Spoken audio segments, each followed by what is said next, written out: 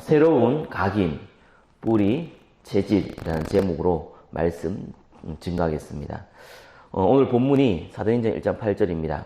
예수님께서 승천하시기 전에 부활하신 후 40일 동안 하나님 나라에 대해서 말씀을 증가하신 이후에 승천하셨는데, 승천하시기 전에 바로 주신 말씀이 사도행전 1장 8절 말씀입니다. 오직 성령이 너희에게 임하시면 너희가 권능을 받고 예루살렘과 온 유대와 사마리아와 땅까지 이르러 내 증인이 되리라 하시니라. 이 말씀이죠. 성령이 임하시면 우리가 증인된다는 겁니다. 이것이 예수님께서 우리에게 마지막으로 주신 사명이요, 또한 성경에 구원받은 자가 유일하게 가지고 있는 또한 가장 중요한 사명입니다. 그것이 사도행전 1장 8절입니다. 우리는 익숙한 일을 잘 합니다. 또 익숙하지 않은 일은 또 이렇게 굉장히 또 당황하기 쉽습니다. 우리가 영적으로 좀 봐야 됩니다. 영적인 것도 똑같거든요. 우리는 실제적으로 우리의 가정과 직장과 사업과 그 만남하고 복음과 연결하는 데는 익숙하지가 않습니다. 왜냐하면 다른 것에 이미 익숙해져 있기 때문입니다. 지금까지 살아온 패턴, 방법, 생각에 이미 고정관념이 들어있기 때문에 그것을 예수님께서 직접 얘기하신 증인되라는 것과 연결하기가 참 어려워합니다. 그러나 두렵고 떨리는 마음으로 이 부분을 봐야 합니다. 그러면은 반드시 하나님께서 성경의 약속대로 증인으로 삼으십니다. 성경에 많은 인물이 있지만 대표적인 인물이 이 요셉과 다윗입니다. 항상 먼저 누리는 것들이 있거든요. 구원받은 자들이, 구원받은 하나님의 백성들이 항상 먼저 누리는 걸 가지고 우리의 생각, 우리의 각인, 우리의 뿌리를 바꿔야 됩니다. 그게 뭡니까?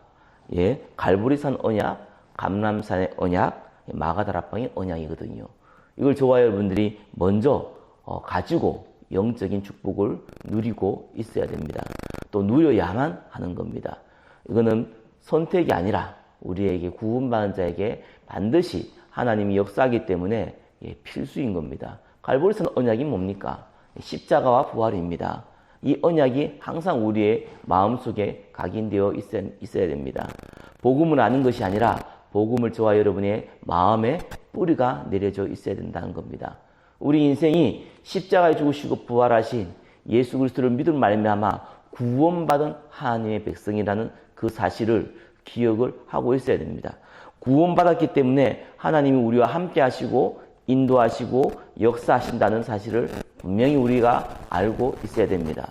이 감람산의 언약은 뭡니까? 예수님 부활하신 이후 우리에게 딱 한 가지 얘기했거든요. 뭡니까? 하나님의 나라입니다. 40일 동안 하나님의 나라에 대해서 말씀하셨습니다. 부활하신 예수님께서 다른 얘기를 하지 않았습니다. 가장 중요한 얘기를 핵심적으로 얘기하신 겁니다. 그게 뭡니까? 예, 하나님의 나라. 그래서 이 나라가 임하면 된다는 겁니다. 그래서 너희들은 기다리라는 거거든요. 어디 있어요? 예, 예루살렘 떠나지 말고 내가 있는 현장에, 내가 있는 가정에, 내가 있는 교회에서 현장을 떠나지 말고 하나님이 약속한 것을 임할 때까지 믿음을 가지고 기다리고 기도하고 있으라는 겁니다. 그러면 성령이 임하겠다는 거거든요. 그게 감람산의 언약입니다. 마가다락방의 언약은 뭡니까? 실제로 믿음의 행동을 했습니다.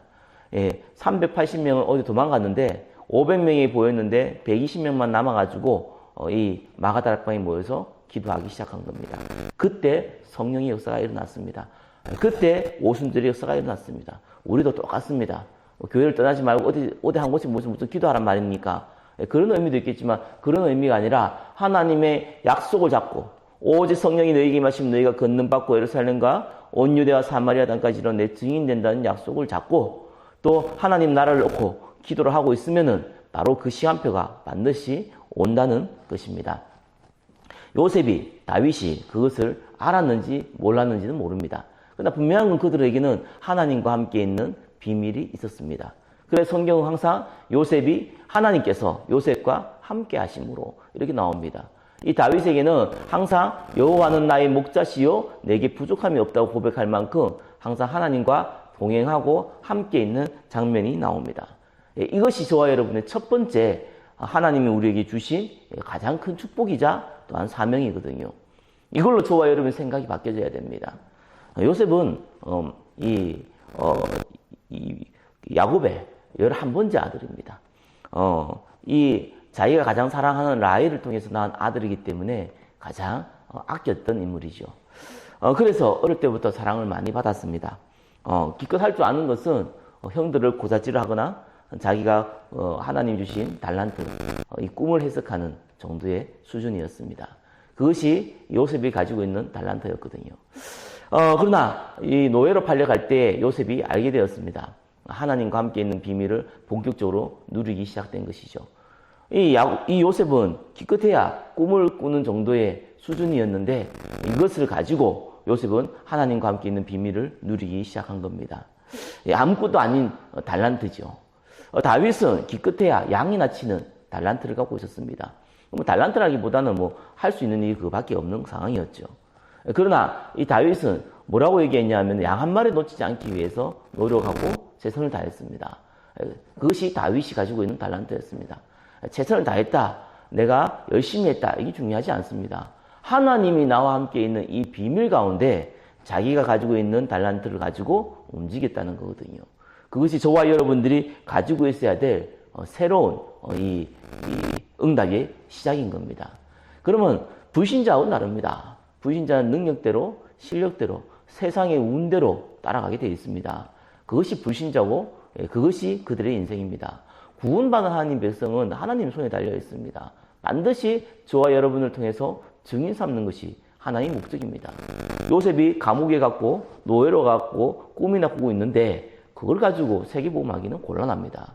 다윗이 아버지 집에서 양이나 치고 있는데 그걸 가지고 세계복음하기는 불가능합니다. 그래서 하나님께서 그 위치와 그 상황과 그 여건을 하나님이 바꾸기 시작한 겁니다. 다만 그 앞에 전제 조건이 하나 있었습니다. 하나님이 함께하는 비밀을 누리는 자에게. 왜요? 하나님은 하나님의 증인을 삼아야 되지 이 사람이 자기 잘난 맛으로 자기 능력을 했다는 착각을 주면 안 되잖아요. 그래서 증인 삼기 위해서는 철저하게 하나님 앞에 순종하는, 인도받는 기본이 되어 있어야 되는 겁니다. 자, 그럴 때 이 다윗은 왕에게 쫓기는 그런 시련을 줬죠. 요셉은 이 감옥에 가고 노예가 되는 그런 시련을 줬습니다. 그럼에도 불구하고 하나님과 함께 있는 비밀 놓치지 않았습니다. 때가 딱 참에 아무것도 아닌 꿈을 잠깐 해석하는 이 달란트를 하나님께서 활용해서 이 바로왕과 만나게 합니다. 양이나 치고 이 돌이나 던지고 있는 다윗의 이 작은 달란트를 하나님께서 활용해서 골리앗과 만나게 합니다. 거기에서 하나님의 역사가 시작되는 겁니다. 그래서 잘 알다시피 요셉은 이 애굽의 총리가 되었습니다. 다윗은 한 나라의 왕이 되었습니다. 그때부터 마음껏 전도와 선교를 위한, 마음껏 세계복음을 위한 하나님의 쓰임받기에 합당한 그릇으로 만들어 버리는 것입니다. 저와 여러분이 기억해야 됩니다. 이것이 저와 여러분의 새로운 각인, 뿌리, 체질입니다. 다른 것이 아니라 하나님과 함께 있는 비밀을 누리면서 내가 있는 현장에, 내가 있는 가정과 직장과 사업과 만남의 현장에 내 작은 달란트를 가고 최선을 다하는 겁니다. 그러면 반드시 하나님의 시간표가 옵니다. 그 시간표에 정확하게 쓰임받게 되어 있습니다. 그것이 하나님이 우리에게 주신 새로운 각인이고 뿌리고 체질입니다. 문제는 불신앙이거든요. 안 믿습니다. 이걸 믿으셔야 됩니다. 믿고 내가 있는 현장에 하나님과 함께 있는 비밀을 누리시기 바랍니다. 그러면 반드시 시간표가 되면은 응답이 옵니다. 주의할 사항은 불신앙만 하지 않으면 됩니다. 저와 여러분이 이 응답이 오늘 하루 현장 가운데도 인도받기를 예수 그리스도 이름으로 축원합니다. 기도하겠습니다. 하나님이 함께 하심으로 요셉과 함께 하심으로 다윗과 함께 하심으로 하나님께서 영적인 축복을 누리고 증인될 수 있는 응답을 주셨던 것처럼 우리도 이 사실을 믿고 새로운 각인뿌리 체질되어질 수 있도록 축복하여 주옵소서. 살아계신 예수 그리스도 이름으로 기도드립니다. 아멘.